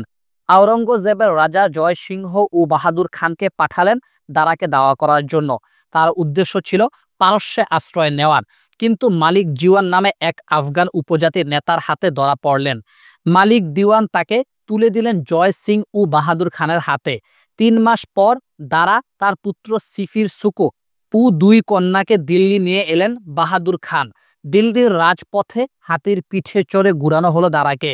9 সেপ্টেম্বর রাতে কয়েকজন কৃতদাস এসে হত্যা করলো দারাকে।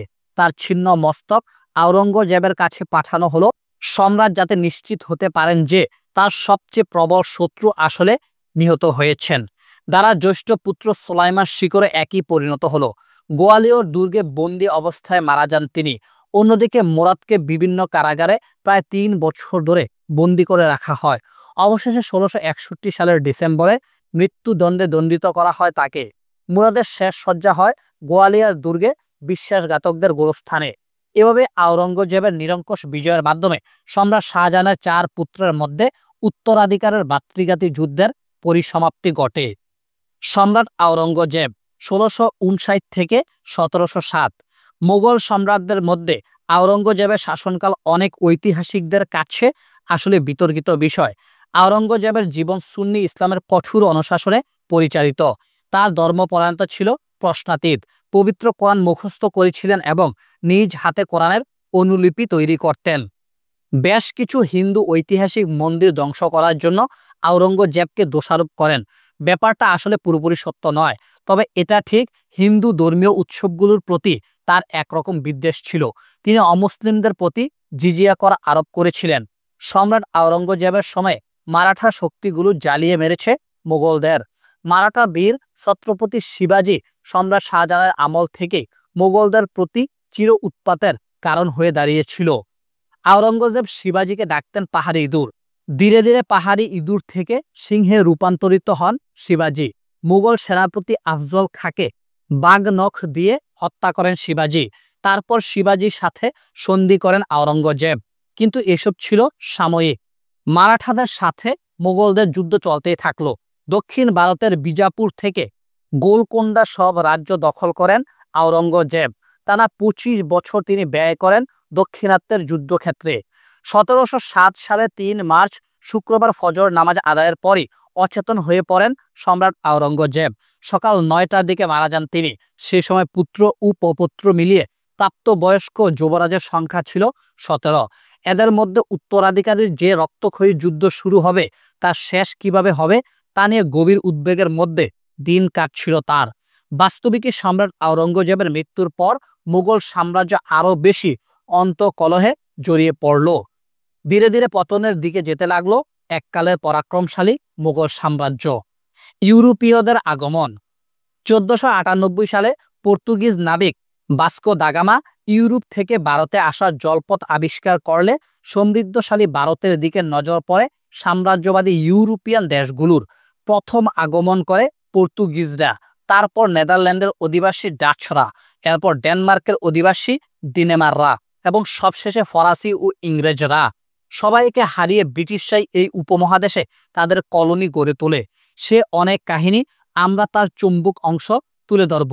যদিও পর্তুগিজরা সবার আগে ভারতবর্ষে এসেছিলেন, কিন্তু তারা ছিলেন অত্যাচারী ও জলদস্যু প্রকৃতির।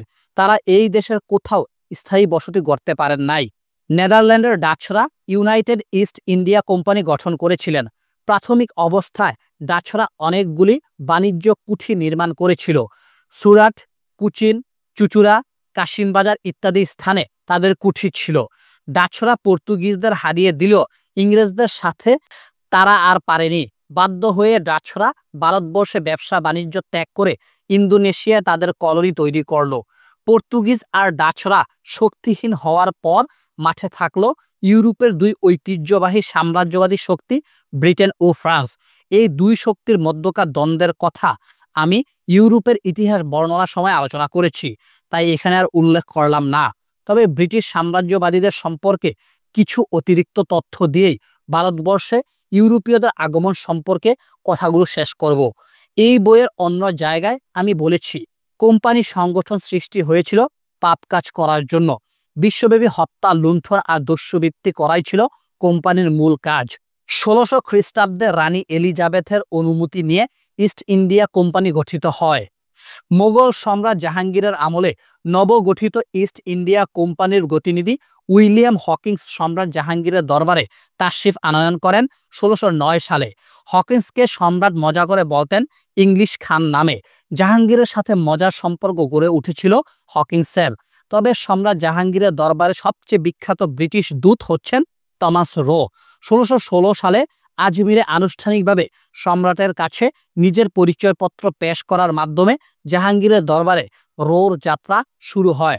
টমাস রোর উদ্দেশ্য ছিল সম্রাটের কাছ থেকে বিনা শুল্কে বাণিজ্য করার সুবিধা আদায় করা। যদিও রো এই কাজে সফল হতে পারেননি, তবু মোগলদের দরবারে থেকে অনেক কিছু শিখেছেন ও দেখেছেন রো। যে কাজের জন্য টমাস রো সম্রাট জাহাঙ্গীরের দরবারে ঘাঁটি গেড়েছিলেন সে উদ্দেশ্য সফল হলো প্রায় 100 বছর পর 1717 খ্রিস্টাব্দে সম্রাট ফররুখ শিয়ারের এক ফরমান দ্বারা ইংরেজ বণিকগণ বাংলা, মাদ্রাজ ও বোম্বাইয়ে বিনা শুল্কে অবাধ বাণিজ্য করার অনুমতি পেলেন। ঐতিহাসিকগণ সম্রাট ফররুখ শিয়ারের এই ফরমানকে ইস্ট ইন্ডিয়া কোম্পানির ম্যাগনা কার্টা বা মহাসনদ নামে অভিহিত করেন। এই ফরমান বলে ইংরেজরা ভবিষ্যতে ভারতবর্ষের একচ্ছত্র মালিক বনে যায়। মোগল সাম্রাজ্যের পতন 1707 সালে সম্রাট আওরঙ্গজেবের মৃত্যুর পরে মূলত মোগল সাম্রাজ্যের ভাঙন শুরু হয়। বাদবাকি সম্রাটগণের নাম ঠিকঠাক মতো বলতে পারবেন না সাধারণ জনগণ। লুণ্ঠন, লুলুপ, মারাঠারা ক্রমাগত শক্তি বৃদ্ধি করে মুঘল রাজ্য দখলের ইচ্ছিল। শিখরা মোগলদের বিরুদ্ধে এক প্রবল শক্তিতে পরিণত হয়। দক্ষিণাতে বাংলা প্রভৃতি প্রদেশের শাসকগণ এক প্রকার স্বাধীনভাবে দেশ শাসন করতেন। এর মধ্যে দুটি বিদেশি আক্রমণ মুঘল শাসনকে একেবারে পঙ্গু বানিয়ে ফেলে। প্রথম আক্রমণটি ছিল ইরানের শাসনকর্তা নাদির শাহের। নাদির শাহ ছিলেন অত্যন্ত মেধাবী সমরকুশলী। ইরানের সাফারি বংশের শাসন তখন নিবু নিবু। 1736 সালে নাদির শাহ সাফারি বংশের শেষ সম্রাট তামাশপকে সিংহাচ্যুত করে ইরানের সিংহাসনে আরোহণ করেন। দিল্লির সিংহাসনে তখন অপদার্থ মুঘল সম্রাট মোহাম্মদ শাহ। 1739 সালে নাদির শাহ মুঘল সম্রাট মোহাম্মদ শাহের বাহিনীকে পরাজিত করে দিল্লিতে অমানসিক হত্যাকাণ্ড ও ব্যাপক লুণ্ঠন শুরু করেন। দিল্লির মুঘল সম্রাট মোহাম্মদ শাহ নাদির শাহকে অনেক কাকুতি মিনতি করলেন যাতে হত্যাযজ্ঞ বন্ধ করে। নাদির শাহ হত্যাযজ্ঞ বন্ধ করলেন বটে, কিন্তু মুঘল রাজকোষ খালি করে ফেললেন। সম্রাট শাহজাহানের ভুবন বিখ্যাত ময়ূর সিংহাসন ও কোহিনূর মণি, ভিন্ন 15 কোটি মুদ্রা, বহু মণিমাণিক্য, 10,000 অশ্ব, 300 হস্তি ও বহু সংখ্যক ওট নিয়ে নাদির শাহ ভারত ত্যাগ করলেন। মুঘল ক্ষমতা একেবারে মহল্লার দফাদারদের পর্যায়ে নেমে গেল। নাদির শাহের পর ভারতবর্ষে সামরিক অভিযান পরিচালনা করেন আফগান গোত্রপতি আহমদ শাহ আবদালী। 1748 থেকে 1766 খ্রিস্টাব্দ সময়কালের মধ্যে মোট 9 বার ভারতবর্ষ আক্রমণ করেন তিনি। তবে আবদালীর সাথে প্রধানত যুদ্ধ হয় মারাঠাদের। মোগলরা তাদের প্রাসাদের মধ্যে বীরু কবুতরের মতো বসে রইল আবদালীর ভয়ে। 1761 সালে পানিপথের তৃতীয় যুদ্ধে আহমদ শাহ আবদালী শক্তিশালী মারাঠাদের একেবারে বিধ্বস্ত করেন। মারাঠা জাতির দুর্বলতার সুযোগে শিখদের উত্থান হয় এবং ইংরেজদের শক্তি বৃদ্ধির পথ প্রশস্ত হয়, আর মুঘলদের ক্ষমতা দিল্লির লাল কেল্লার মাঝে সীমাবদ্ধ হয়ে পড়ে। 1757 সালে পলাশী যুদ্ধের পর ব্রিটিশরা ধীরে ধীরে ভারতবর্ষের বিভিন্ন প্রদেশ দখল করতে থাকে। নেহাত একটা কোম্পানির সুবিশাল ভারতবর্ষের হর্তাকর্তা হয়ে পড়ে। ভারতবর্ষের সবচেয়ে সমৃদ্ধশালী প্রদেশ বাংলা থেকে সম্পদ পাচার হতে থাকে ব্রিটেনে। ইস্ট ইন্ডিয়া কোম্পানির কেরানি লর্ড ক্লাইভ বিপুল বিত্তের মালিক হন। গভর্নর ওয়ারেন হেস্টিং, যার শাসনকাল ছিল 1772 থেকে 1785, এর আমলে ব্রিটিশদের রাজ্য সীমা বাড়তেই লাগলো। হেস্টিংয়ের পর গভর্নর হয়ে আসেন লর্ড কর্নওয়ালিস। চিরস্থায়ী বন্দোবস্তের প্রবর্তক এই গভর্নর। কর্নওয়ালিস ফৌজদারি ও দেওয়ানি বিচার ব্যবস্থারও সংস্কার সাধন করলেন। তবে ভারতবর্ষের ব্রিটিশ শাসন চিরস্থায়ী করতে সবচেয়ে বেশি অবদান লর্ড ওয়েলেসলির। তিনি অধীনতামূলক মিত্রতা নীতির আওতায় দেশীয় রাজাদেরকে হস্তগত করেন। মহীশূরের বাঘ নামে পরিচিত টিপু সুলতানকে পরাজিত করে ব্রিটিশ শাসনকে একেবারে নিরঙ্কুশ করে তোলেন। বেশ কয়েকজন জনহৈতিশী ইংরেজ গভর্নরও এ দেশ শাসন করতে আসেন, যেমন লর্ড উইলিয়াম বেন্টিক এদেশে সতীদাহ প্রথা রোধ করেন 1829 সালে। তার আমলে রাজভাষা ফার্সির বদলে ইংরেজির প্রচলন হয়। 1857 সালে ব্রিটিশ শাসকের বিরুদ্ধে ভারতে বিচ্ছিন্নভাবে আন্দোলন শুরু হয়। আন্দোলন শুরু করে দেশি সিপাহীরা, এজন্য এটা সিপাহী বিপ্লব নামেও পরিচিত। সিপাহীরা শেষ মুঘল সম্রাট বাহাদুর শাহকে তাদের নেতা ঘোষণা করে ইংরেজদের বিরুদ্ধে যুদ্ধে ঝাঁপিয়ে পড়ে। শেষ পর্যন্ত নিষ্ঠুরভাবে ব্রিটিশরা এ আন্দোলন দমন করে। সিপাহী বিদ্রোহের সময় ব্রিটিশ গভর্নর ছিলেন লর্ড ক্যানিং। ব্রিটিশদের নিরঙ্কুশ বিজয়ের পর আনুষ্ঠানিকভাবে মুঘল সাম্রাজ্যের বিলুপ্তি ঘটে। আর হতভাগ্য মুঘল সম্রাট বাহাদুর শাহকে রেঙ্গুনে নির্বাসন দেয়। 331 বছর আগে মধ্য এশিয়ার রাজ্যহারা যুবরাজ জহিরুদ্দিন মোহাম্মদ বাবর যে পরাক্রমশালী সাম্রাজ্যের গোড়াপত্তন করেছিলেন, তার করুণ পরিসমাপ্তি ঘটে এভাবেই। ভবিষ্যতে গল্পে গল্পে ভারতবর্ষে ব্রিটিশ রাজ বইতে বিস্তারিতভাবে তুলে ধরব। ব্রিটিশ রাজের প্রজা হিসেবে ভারতবর্ষ সিপাহী বিদ্রোহের অবসানের পর কোম্পানির কাছ থেকে দেশ পরিচালনার ভার নিয়ে নেয় ব্রিটিশ রাজ। ভারতবর্ষের সবাই হয়ে যায় ব্রিটিশ মহারানী ভিক্টোরিয়ার প্রজা। পরাধীনতার শেকলে আবদ্ধ হয় ভারতীয় উপমহাদেশ। তবে ব্রিটিশদের অনেক জনকল্যাণমূলক কাজও আছে যেগুলি ভারতকে সভ্যতার দিকে এগিয়ে নিয়ে এসেছে। স্কুল, কলেজ, বিশ্ববিদ্যালয় প্রতিষ্ঠা, আধুনিক জ্ঞান বিজ্ঞানের সূচনা ব্রিটিশদের হাত ধরেই এই উপমহাদেশে আসে। গড়ে ওঠে বিভিন্ন রাজনৈতিক ও সামাজিক সংগঠন। 1885 সালে উপমহাদেশের প্রথম দল হিসেবে নিবন্ধিত হয় কংগ্রেস। অ্যালান বিয়াম হিউম নামে একজন আমলা এ দলটিকে গঠন করে। এই দলটি ভারতীয় স্বাধীনতা আন্দোলনের অন্যতম পুরোধা হয়ে দাঁড়ায়। সে কাহিনী অন্যত্র হবে। শ্রীলঙ্কা ও মালদ্বীপের ইতিহাস। শ্রীলঙ্কার কথা সোহান আলোচনা করল দ্বীপ দেশ শ্রীলঙ্কা নিয়ে। বলল রাশেদ, আমি এখন পর্যন্ত তোমার সাথে পৃথিবীর ইতিহাস ও সভ্যতা সম্পর্কে যে আলোচনাটুকু করেছি তাতে নিশ্চয়ই বুঝতে পেরেছ পশ্চিম ইউরোপের কয়েকটি দেশ যেমন Britain, France, Italy, Germany, Spain ছাড়া পৃথিবীর প্রায় সব দেশ পরাধীন ছিল। ইউরোপের দেশগুলি সারা পৃথিবী জুড়ে দখল, নির্যাতন ও শোষণ চালিয়েছে। শ্রীলঙ্কার ইতিহাসটা ঠিক তেমনই। পৌরাণিক মতে শ্রীলঙ্কা হচ্ছে রাবণের দেশ। ভারতের সর্বদক্ষিণের বিন্দু কন্যাকুমারিকা থেকে 14 মাইল লম্বা একটা প্রণালী আছে, যে প্রণালীর মাধ্যমে ভারত থেকে শ্রীলঙ্কা পৃথক হয়েছে। প্রণালীটির নাম হচ্ছে পখ প্রণালী। ভারতের সাথে সুপ্রাচীনকাল থেকেই শ্রীলঙ্কার যোগাযোগ রয়েছে। মৌর্য সম্রাট অশোকের আমল থেকেই শ্রীলঙ্কার বৌদ্ধ ধর্মের প্রচলন শুরু হয়েছে। কথিত আছে হজরত আদম আলাইসাল্লাম এর পা পড়েছিল এই শ্রীলঙ্কায়। অ্যাডামস পিকের অবস্থান এখানে। শ্রীলঙ্কায় ইউরোপীয়দের আগমন 1492 সালে কলম্বাস কর্তৃক নতুন পৃথিবী আবিষ্কারের পর থেকেই ইউরোপীয়রা বিশ্বব্যাপী দেশ দখলের অভিযানে নামে। অনেক আগে থেকেই শ্রীলঙ্কা ছিল গুরুত্বপূর্ণ নৌবন্দর। 1500 শতকে শ্রীলঙ্কার মাটিতে হানা দেয় সমুদ্রবিদ্যায় পারদর্শী পর্তুগিজরা। 1505 সাল থেকে 1658 সাল পর্যন্ত শ্রীলঙ্কায় আধিপত্য বিস্তার করে পর্তুগিজরা। কিন্তু অচিরে আরেক সাম্রাজ্যবাদী দেশ নেদারল্যান্ডের ডাচ ইস্ট ইন্ডিয়া কোম্পানির দাপটে পর্তুগিজরা কোণঠাসা হয়ে পড়ে। 1658 সাল থেকে 1796 সাল পর্যন্ত শ্রীলঙ্কায় ডাচদের শাসন চলে। তারপর আসে সব দখলদারদের ওস্তাদ ব্রিটিশরা। ব্রিটিশ আমলে শ্রীলঙ্কায় ব্যাপক উন্নতি শুরু হয়। ভারত থেকে দলে দলে তামিল জনগোষ্ঠীর লোকজন শ্রীলঙ্কায় বসতি গড়ে। তামিলরা ছিল হিন্দু। বিংশ শতাব্দীর শেষের দিকে শ্রীলঙ্কার তামিল জনগোষ্ঠীর সাথে সংখ্যাগুরু সিংহলিজ বৌদ্ধ জনগোষ্ঠীর ব্যাপক সংঘর্ষ ছড়িয়ে পড়ে। বহু বছর যাবৎ গৃহযুদ্ধ চলার পর 2009 সালে তামিলরা সম্পূর্ণ পরাজিত হয়। এই গৃহযুদ্ধের পিছনে ব্রিটিশদের বিভাজন নীতি অনেকাংশে দায়ী। ব্রিটিশ আমলে তামিলরাই ছিল শ্রীলঙ্কার হর্তাকর্তা।